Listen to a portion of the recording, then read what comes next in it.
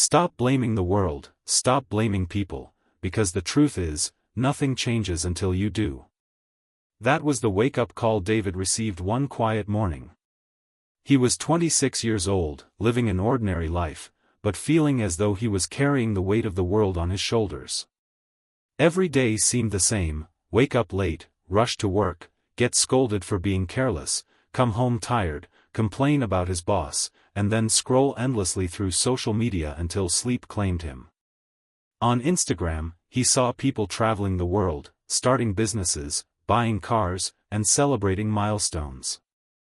On TikTok, people his age were making money, building brands, and sharing success tips. And there he was, stuck in a loop, comparing his boring reality to their exciting lives. Each comparison made him feel smaller. But here's the truth David didn't realize yet: comparison is the thief of joy. Instead of asking, "How can I grow?" he was asking, "Why are they ahead of me?" One night, while hanging out with his best friend, he couldn't stop complaining about life. He blamed the economy, his parents, his salary, and even bad luck. That's when his friend interrupted him and said, with a firm but caring voice, "David, stop. You're blaming everyone else, but the real problem isn't outside. It's inside. Stop looking at people. Start looking at yourself." Those words felt like a slap, but a necessary one. For the first time, David realized his life wouldn't change unless he did. He couldn't control the world, his boss, or the economy. But he could control his habits, his choices, and his mindset. That night, he went home and opened a notebook. At the top of a blank page, he wrote one simple line: "Tomorrow, I begin." Little did he know, that small decision would mark the turning point of his life. The next morning, David kept his promise. He didn't do anything extraordinary, he simply woke up an hour earlier than usual. That single choice gave him time he never thought he had. Instead of rushing to work half asleep, he sat with a book about personal growth. The words felt refreshing, as if his mind was finally drinking clean water after years of junk food. He didn't try to change everything overnight. He started small. Just 10 push-ups each morning. Writing down 3 things he was grateful for. Spending 15 minutes learning something new online. At first, these steps seemed too small to matter. But over weeks, they added up. He noticed his energy improving. He walked into work less stressed. His colleagues started noticing he was calmer and more focused.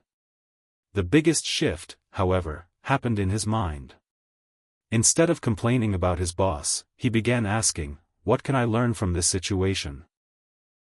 Instead of comparing himself to friends online, he asked, "How can I be better than yesterday?" And that's when David discovered a golden rule of life: self-improvement doesn't mean being better than others. It means being better than your old self. Each small step built momentum. And momentum created motivation. The more progress he made, the more he wanted to keep going. Improvement became less of a task and more of a lifestyle. David realized that if you focus on improving yourself, even by 1% every day, you can completely transform your life in a year. Of course, the journey wasn't smooth. There were mornings when David wanted nothing more than to hit snooze and stay in bed. Some evenings, after stressful workdays, he wanted to drop everything and binge-watch shows. The temptation was always there. One particular evening, after a long and draining day, he almost gave up. He thought, "Why am I even doing this? Nobody cares if I improve or not." He sat on his bed, staring at his notebook, ready to quit. But then, he remembered something his friend had told him. There are 2 kinds of pain in life: the pain of discipline, and the pain of regret. Discipline weighs ounces. Regret weighs tons. Those words shook him. He imagined himself 20 years later, stuck in the same cycle, filled with regret because he never pushed himself to grow. That thought scared him more than the discomfort of waking up early or doing push-ups. So he made a choice: he would endure the small daily pain of discipline rather than the lifelong weight of regret. Every time he felt like quitting, he reminded himself. Discipline is temporary. Regret is forever. And something magical happened. Over time, what once felt like discipline started to feel like identity. Waking up early wasn't a punishment anymore, it was who he was becoming. Reading, exercising, and learning weren't chores, they were a part of his new self. The pain of discipline turned into the pride of growth. 6 months later, David looked in the mirror and barely recognized himself. He had lost weight, his posture was better, and there was a spark of confidence in his eyes. But the real transformation wasn't physical, it was mental. He was no longer the guy who complained about life. He was the guy who took action. And that shift attracted opportunities. At work, his boss noticed his dedication and offered him new responsibilities. His friends began to respect him more, asking for advice instead of brushing off his words. Even his family could see the change in his energy and attitude. But the biggest difference was how David felt about himself. For the first time, he respected the person staring back at him in the mirror.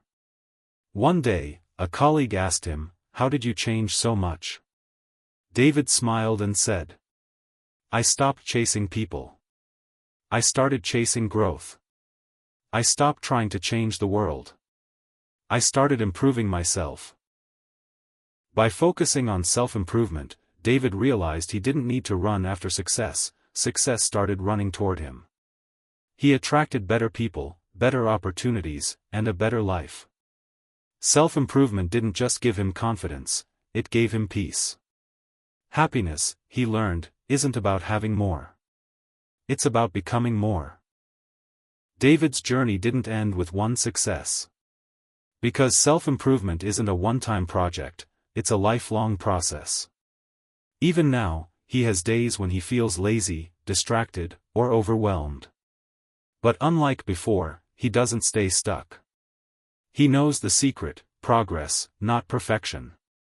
He no longer worries about changing everything overnight. Instead, he focuses on getting just 1% better each day. A little more discipline, a little more learning, a little more kindness.